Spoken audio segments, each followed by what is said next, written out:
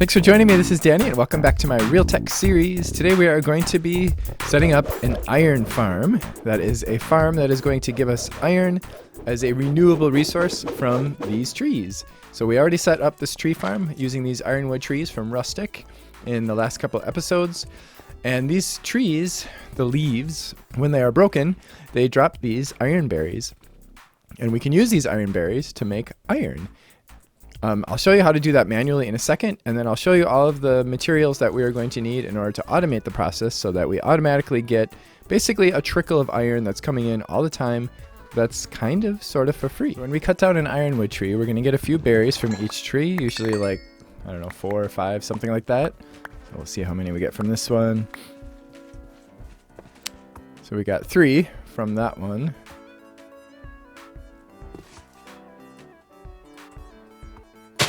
And then if we take 4 berries, I've actually got some more over here.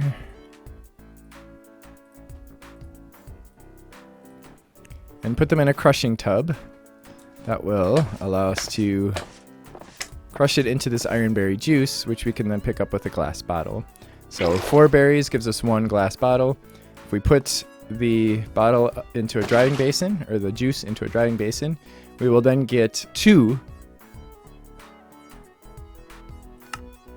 tiny piles of iron dust. And those tiny piles of iron dust we can then put in a furnace to smelt into iron nuggets. So essentially what that means is we're getting about one or two nuggets from each tree. And it also means that from a stack, if we do our math, a stack of iron berries will get us about 3.5 ingots or 32 nuggets of iron. So obviously this is not something that we would want to do manually, ideally. So what we're going to do is we're going to set it up with some machines that are going to allow us to go through this process automatically. Here's what we're going to need for this project: a squeezer from forestry that's going to allow us to make the juice without having to jump on top of it. We're also going to need a drying basin, the same thing that we used out there. We can input and output into this thing with pipes and hoppers and such. We're going to need an external heater along with a furnace, just some way to smelt the ironberry dust. And then we're also going to need some way of moving items around. In this pack, what we're going to be using is some hopper ducts and a couple of wooden hoppers. These are Tinker's Construct hoppers. They're slower, they're cheaper. They only have a single inventory slot. That's actually the reason I want to use them. And we're also going to be using a graded hopper from Hopper Ducts, possibly 2 of those actually. And then we would be using a compacting drawer. For now, I'm just going to use a basic drawer because there's a bug right now, an incompatibility bug between mine colonies and storage drawers. And then I'm also going to be making some omnidirectional hoppers. For that, we're actually going to need some TNT, some iron, and flint and steel in order to make some compressed iron, because that's one of the recipe ingredients. And that is from the Pneumaticraft mod that we will be playing with much more in a future episode. And then we're also going to need power. So we're going to need a post, we're going to need some wiring and some connectors and relays. To make the omnidirectional hoppers from Pneumaticraft, we are going to need some compressed iron and a chest. So it's just like a regular hopper, except we use compressed iron instead of iron. Now to make the compressed iron, we do need a pressure chamber in Pneumaticraft. We're not there yet. We haven't started playing Pneumaticraft, so we can't make the pressure chamber yet. But we can do explosive crafting, which is iron ingot and explosion gives us compressed iron. There is some loss though. We lose about 20%. This is, like I said, this is the Pneumaticraft mod. We're going to be playing with this a lot more later, and we'll get into this and better ways to do this in the future. But for now, oh crap. There we go. We have an explosion and we have some compressed iron. 25. Oh wow, look at that. It doesn't cause any block damage either. That's new. The first explosion of many. Okay, we've got everything we need now. If you sneak over the Pneumaticraft stuff, it'll give you information about it. But basically an omnidirectional hopper is one that allows us to point it in any direction, including up or down or sideways or whatever. And it'll extract from any direction as well. So I'm going to grab this and head over to the greenhouse, which is going to be where we're going to be doing all this stuff.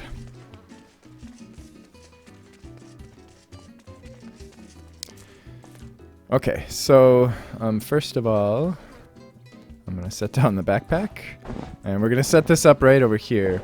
So I'm going to grab the squeezer. So now the squeezer, I'm going to put right there. The squeezer, when it gets iron berries, it will produce juice. It will also produce tiny piles of dust every once in a while. So we have a chance of getting some extra iron from this.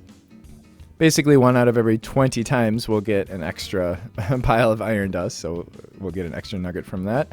I'm actually going to move this guy. This is our absorption hopper. So if you remember from last time, we set up this tree. Where is our lumberjack? No, she's giving me trouble today. She was working so beautifully before. What she's doing now. Anyway, so she doesn't always manage to pick up the berries because they drop from the leaves, and since they're not saplings, she's not going to run to get them. So sometimes they'll be left laying around. What the? So I have this absorption hopper here to pick those up. I'm going to actually have to I'm going to have to upgrade it a little bit more in order to cover this entire area. But we do have one upgrade.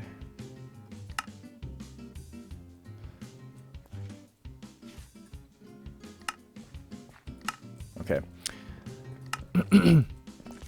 We can actually automatically output with this guy. All we have to do is say on the north side, that's the north side, we are going to allow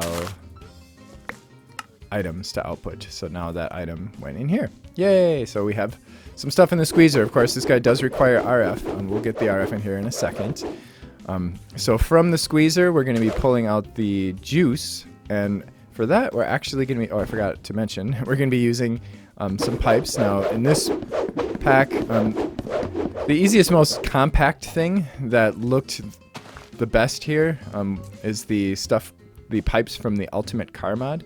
So we have a fluid extractor from the Ultimate Car Mod, which extracts fluids, and then those can be input into pipes. And we can also filter. We can also filter those. And then basically what's going to happen is our output is going to be right here. So we have a storage drawer.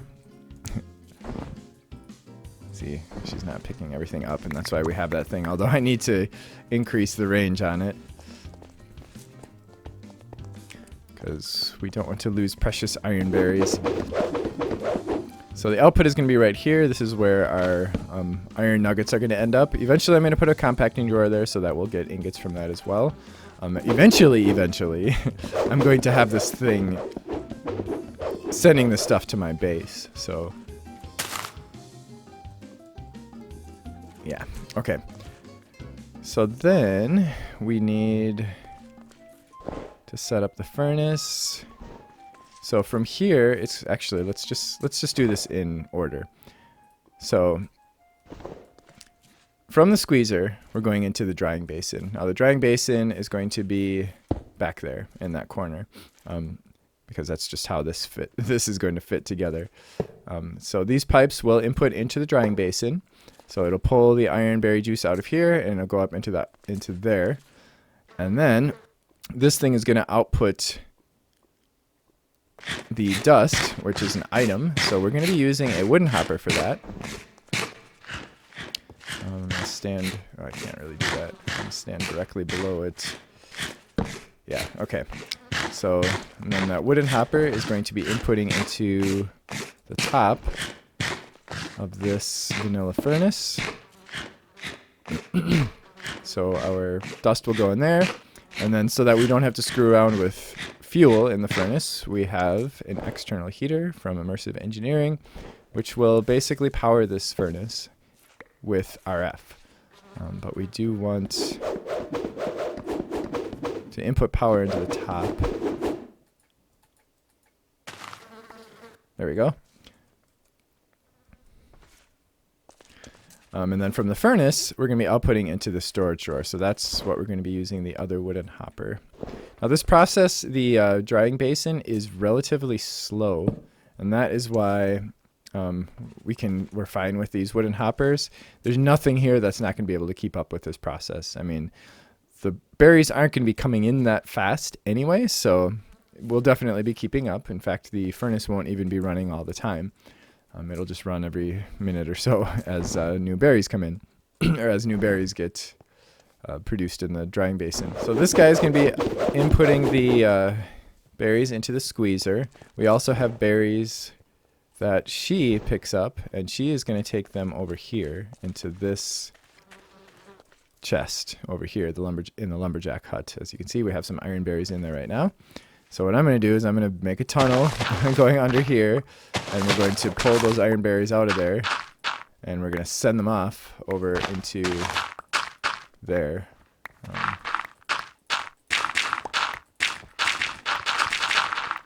So that would be right here.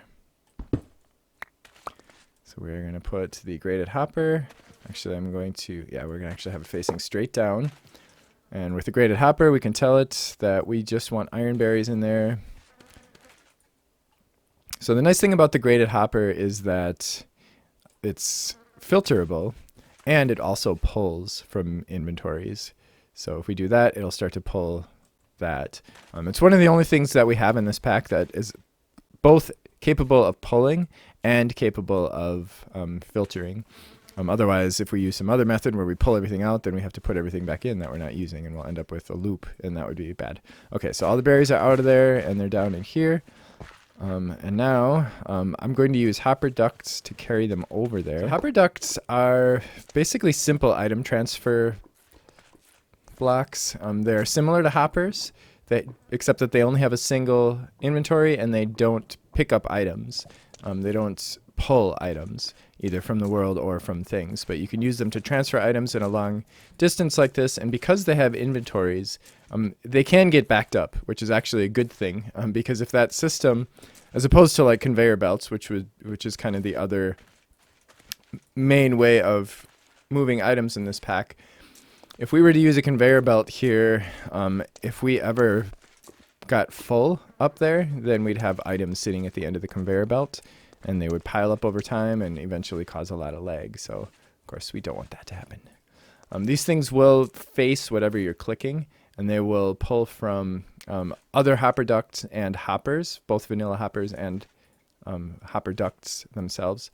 And as we can see, these items are now being pulled, or these berries are now being pulled, and they're basically going to go along the chain until they end up over here.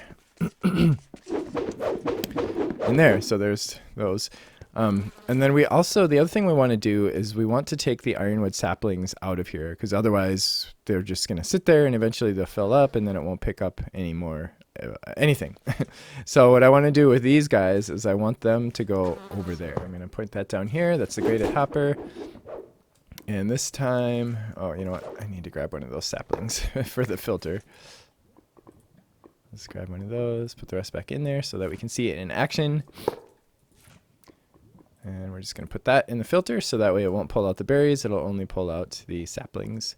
And then we're going to run these hopper ducts all the way over here, running in the other direction. Of course, these are directional, so we can't use those same hopper ducts. And then we're going to have to input into this guy. So that's what I'm going to use one of the omnidirectional hoppers for. So the way these guys work is we can place them in any direction. So in this case, we want to be pulling from down there.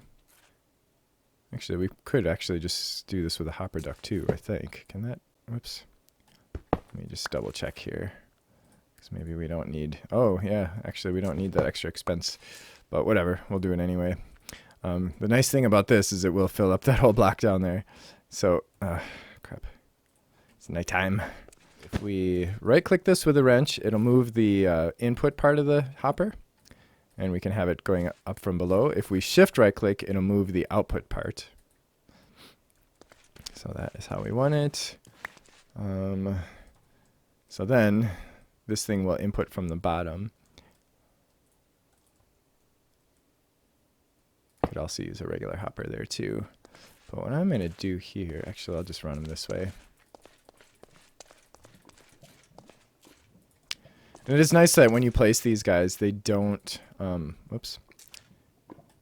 When you have one in your hand and you click on it, it doesn't open its inventory. Okay, so this one, let's run it around here. Actually, let's open up this side too.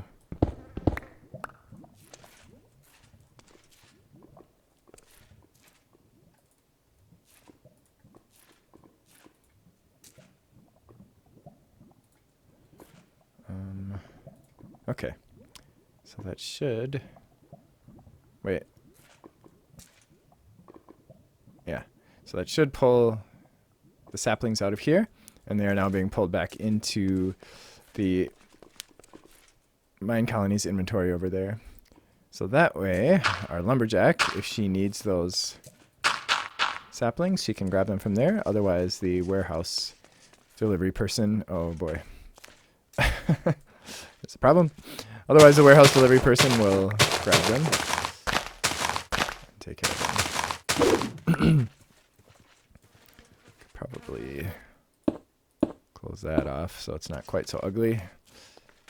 In fact, I'll probably bury that eventually because we won't really need to go down there. So that is all set. So all of our iron berries are now going to end up here, and all of the saplings are going to end up over there. And now we just need to get some power in this thing, and it'll be ready to go. One more thing I almost forgot about, and the reason that we needed this omnidirectional hopper, is that we want to pull from this guy and input. We want to pull items from here because remember, it's going to give us some bonus iron dusts in there. So we want to stick those in this hopper up here so that they end up in the furnace. So again, we're going to take our engineer's hammer and we are going to right click until it's facing that. We can use any wrench for this. Pneumaticraft has its own wrench as well. And then I have that facing up. So then we can take more hopper ducts, I guess. Oh, they're right here. And have those going into that. Okay. So any dust that end up in here will end up getting pushed up to there. And then we're actually going to end up pulling the fluids from behind this.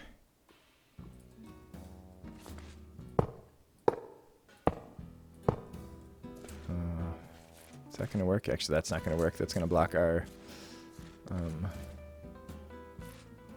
that's going to block our power. So let's pull from the top instead.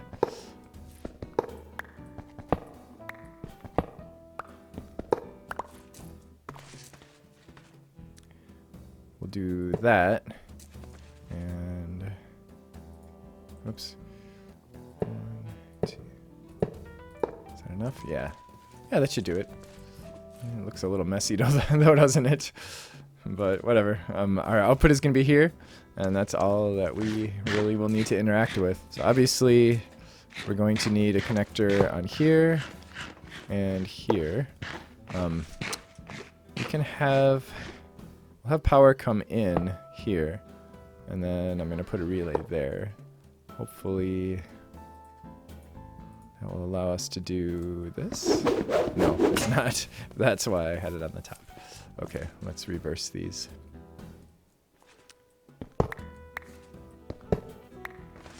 Alright, so we will have power come in here, and we'll have the relay here.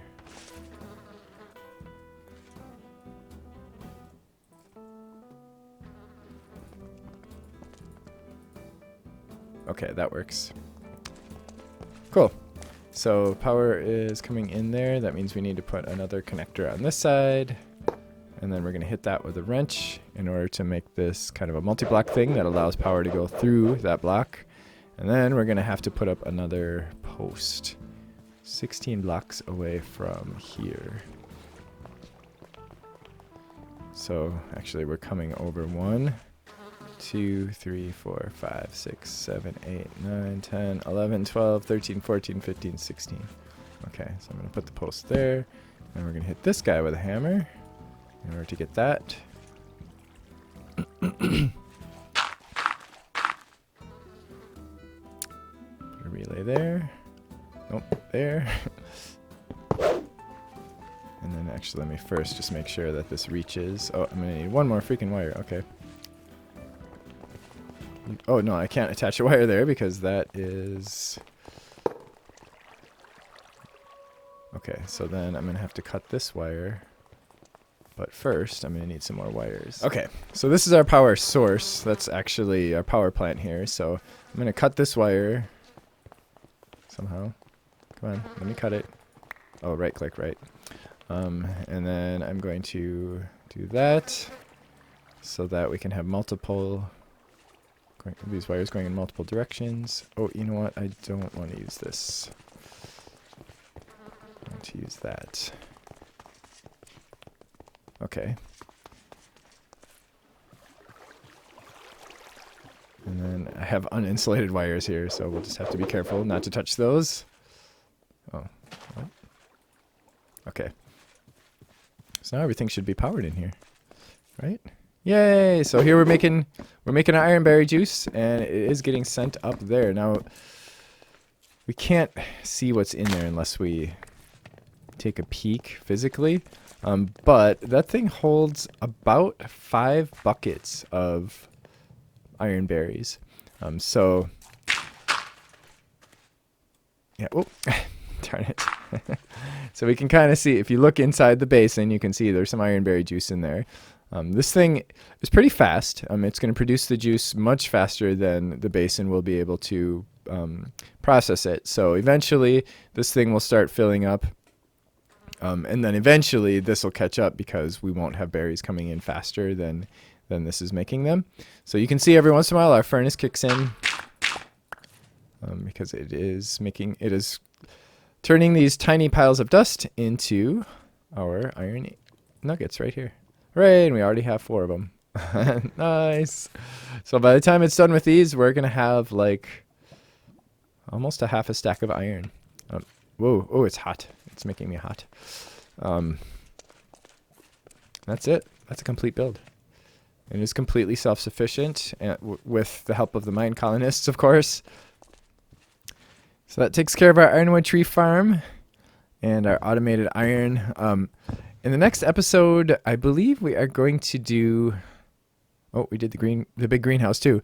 I believe we're going to get into cobbleworks next. At some point, we're going to revisit mine colonies because some things have changed and updated, and there's some more things that we can play with. At some point in the future, we are also... I keep left clicking. At some point in the future, we're also going to get into cars with the Ultimate Car mod. Pneumaticraft is coming very soon. I'm actually planning on doing that within the next couple of episodes, probably right after the cobbleworks. We're going to be doing cobbleworks with immersive engineering, trading shops, warehouse inventory. Oh, that's right. I do want to do that. So the food I have is too raw to eat. That's a reflection of a recent change to mine colonies. We're going to play around with just a few fish. I think we're just going to set up like a aquarium here and just get to know that mod a little bit. And set up a remote base at some point after we have our cars. And then we'll be dealing with distant item transfer. Planes and airports someday. Maybe the arc furnace. Definitely the Ender Dragon. Maybe the Wither. Treated wood automation. Auto kiln. Or alloy kiln. Yeah, we haven't played with that yet. We're doing all our alloying in the Tinker's construct thing, which is really slow. We're going to actually do some playing around with the saloon and turn it into kind of our rustic center for the rustic mod. So I hope you join me for all of that kind of stuff. We are doing some expansion in the village here too because of some changes in mine colonies. We now actually require some more spots for houses. So right now we are working on upgrading this thing. It's happening really, really slowly. I don't know why. Kylie is just standing here. She's our builder. You're so wise. She's requesting oak planks. I don't know why it's taking so long. Oh, she's supposed to be crafting it. Yeah, I don't understand. So I guess that means she's waiting for oak logs? I don't know. I don't know, but whatever. It'll get done eventually. So our town is continuing to expand and grow. And if you have any questions or comments or whatever about the Ironberry farm, actually, let's go take a peek. Let's go take a peek at the Ironberry farm before we sign off today. So there should be nothing but saplings over here. That's good. And we can see that we are definitely burning some piles of dust. We have 69, 70 now iron nuggets in here. Nice. And we have lots of them still to be smelted and well, squished and then smelted, or squished, dried, and then smelted. Yes, I know you want a house. You're getting very upset. We'll get one for you very, very soon. Don't worry. So if you have any questions about the iron berries and the automation that we did today, or if you have any comments or ideas or whatever, feel free to leave them in the comment section below. And if you did enjoy this, don't forget to click the like button and to join me next time. Thanks for watching. Bye-bye.